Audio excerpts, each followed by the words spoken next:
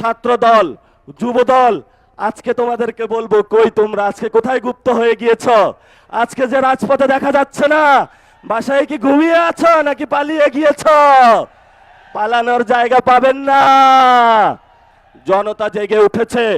ইনশাআল্লাহ ভবিষ্যৎ বাংলাদেশে আমাদের একটি শপথ নিতে হবে।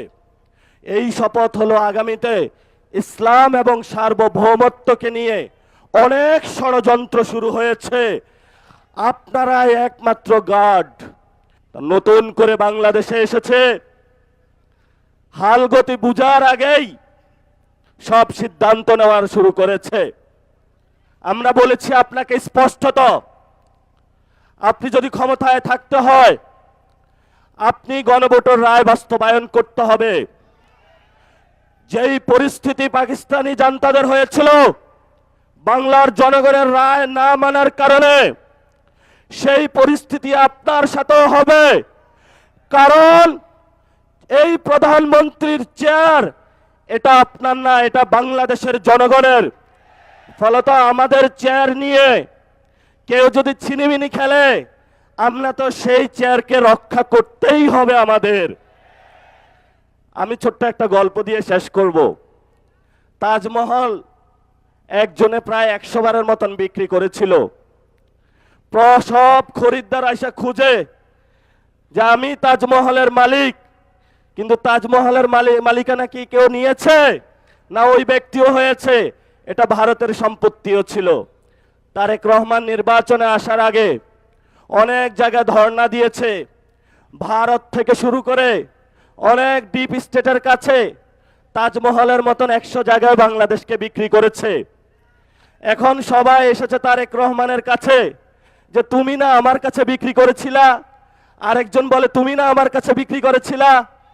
তারেক রহমান এখনো মাথা খারাপ হয়ে গিয়েছে, এখন তাদের পাওনা বুঝিয়ে দিতে পারছে না। কারণ বাংলাদেশের মালিকানা তারেক রহমানের নয়, বাংলাদেশের মালিকানা বাংলাদেশের জনগণের। আমাদেরকে এনশিওর করতে হবে, যদি বাংলাদেশের মাটি, বাংলাদেশের বায়ু, বাংলাদেশের পানি ভারত বা অন্য রাষ্ট্রের কাছে কেউ বিক্রি করতে চায় ক্ষমতার লোভে, আমরা রাজপথে থেকে সেই সকল মানুষ থেকে বাংলাদেশের স্বাধীনতা এবং সার্বভৌমত্ব নিশ্চিত করতে হবে। এতে যদি আমাদের জীবনে যায়, আমাদের কোনো পরোয়া আছে? চোখ তুলে নিয়েছে ইন্টারের একজন ছাত্রের, মাথা খারাপ হয়ে গিয়েছে যে চোখ তুলে ওদের। গতকালকে যোগসুর সম্মানিত যিনি নির্বাচিত জিএস, উনি বললেন যে এখানে যোগসুতে যে টেন্ডারটা হবে এই টেন্ডার কোনো চাঁদাবাজদের হাতে পড়া যাবে না। যখনই এই কথা বলা হয়েছে, ওরা রামদা, চাপাতি, হক স্টিক নিয়ে সর্বসম্মিলিত ঢাকার যারা সন্ত্রাসী গোষ্ঠী আছে একটা শিক্ষা প্রতিষ্ঠানে তারা আক্রমণ করেছে। সেখানে আক্রমণ করেই তারা ক্ষান্ত হয়নি। আপনারা দেখেছেন হবিগঞ্জে আমরা চিকিৎসা নিতে পারি নাই, সেখানে হসপিটালে গিয়ে তারা আক্রমণ করেছে। ঢাকাতেও গিয়ে তারা হসপিটালে অ্যাটাক করেছে, সেখানে চিকিৎসা নিতে দেয় নাই।